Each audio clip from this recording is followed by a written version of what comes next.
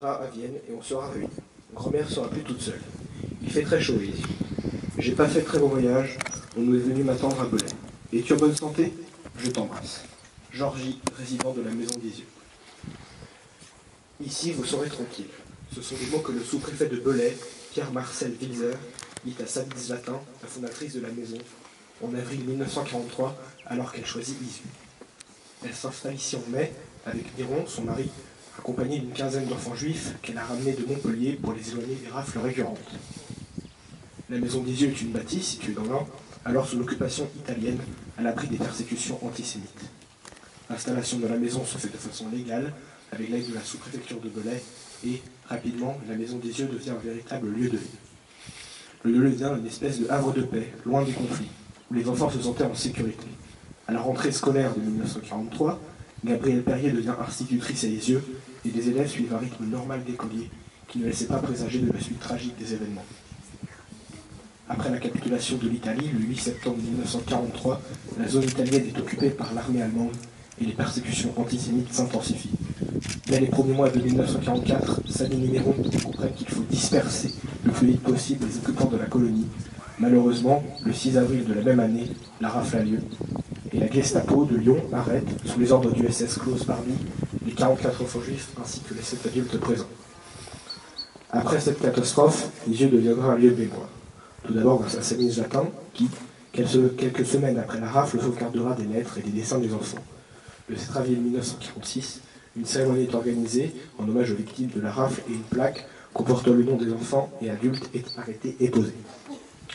Le lendemain du procès de Klaus Barbie, le 8 mars 1988, une association pour la création d'un musée mémorial d'Isieux se constitue et en 1992, le président François Mitterrand inscrit ce projet au programme des grands travaux. Puis finalement, le 24 avril 1994, le mémorial est inauguré. Isieux n'est plus un lieu de sauvetage, ou même un lieu de tragédie. C'est devenu un lieu de mémoire, là pour nous rappeler l'existence de ces enfants et pour espérer que plus pareilles choses ne se reproduisent.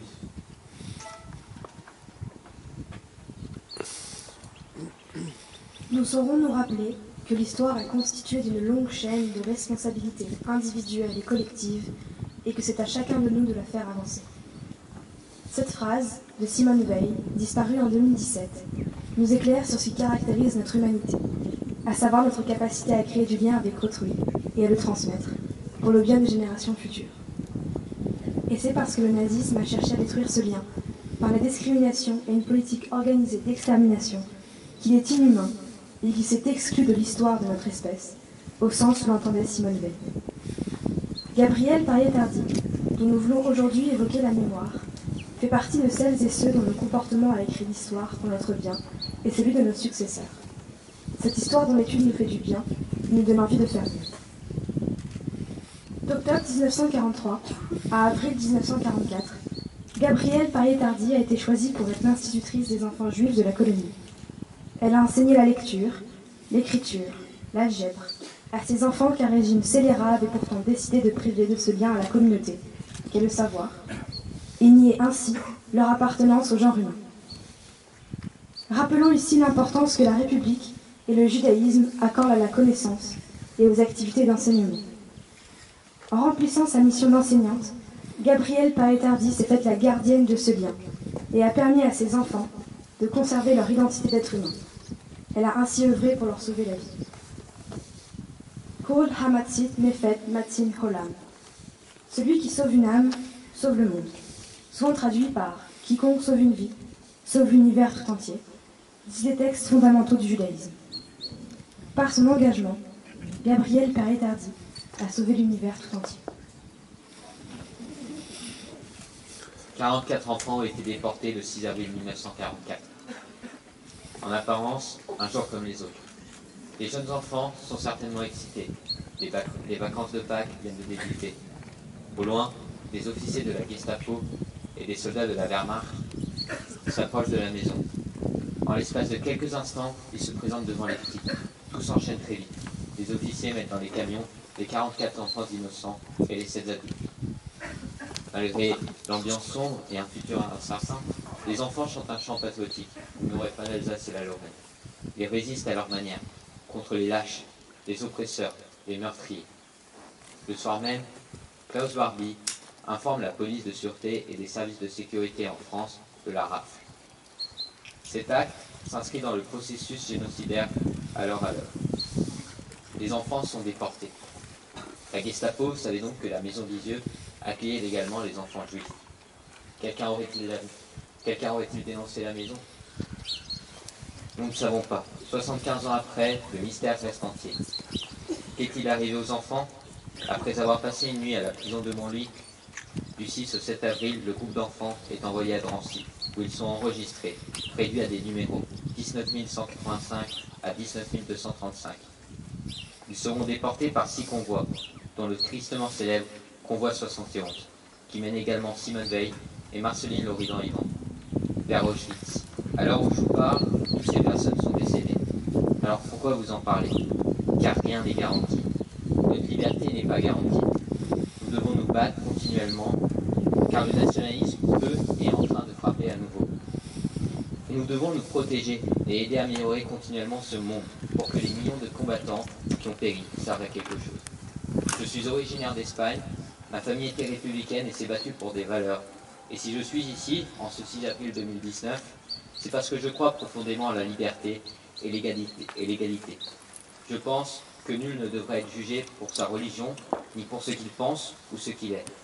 En préparant ce discours, j'ai trouvé une citation d'Eleanor Roosevelt, qui m'a paru très juste. Hier est de l'histoire, demain est un mystère, aujourd'hui est un cadeau. Cette phrase est un peu sentimentale, mais nous sommes tous d'accord que personne n'est en mesure de connaître l'avenir. Cependant, s'il y a une chose dont je suis sûr, c'est qu'on peut agir pour demain. C'est que je veux agir pour demain. Alors, rappelons-nous des enfants d'Isieux, construisons l'avenir, vivons notre vie.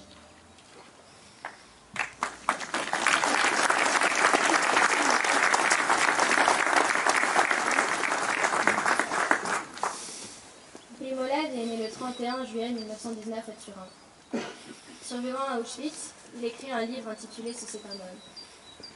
Maintenant, je vais vous lire un poème qui fait partie de ce livre et qui souligne l'importance de la mémoire.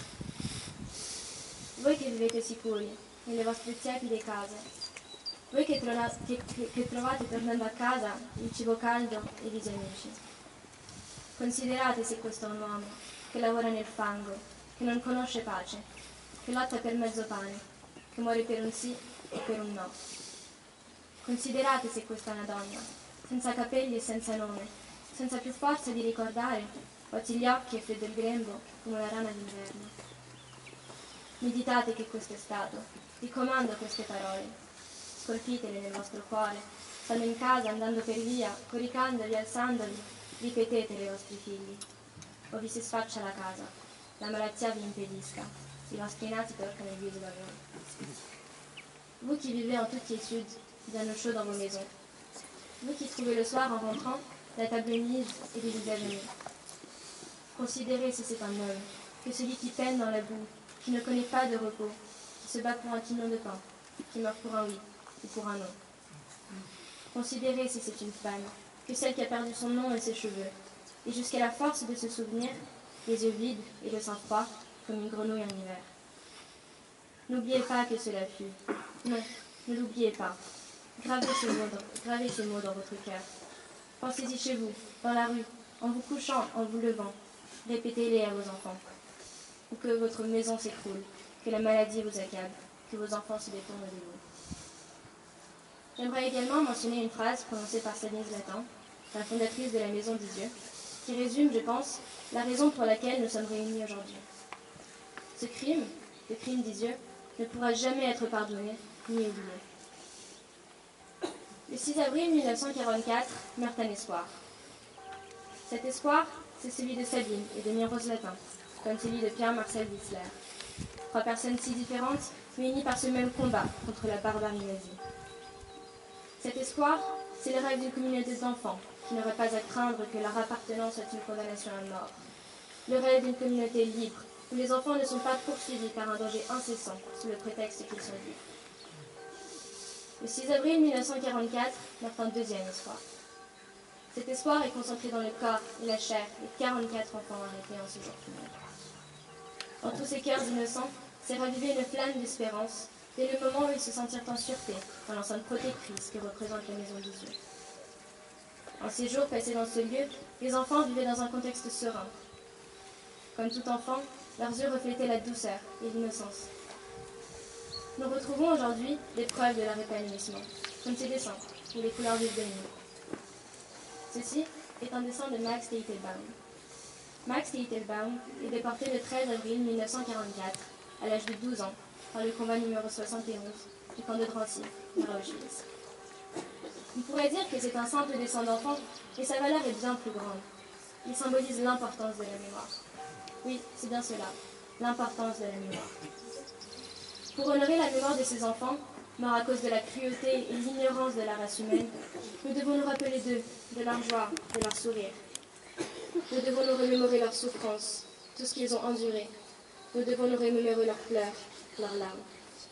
Personne ne peut nous empêcher de le faire, alors faisons-le.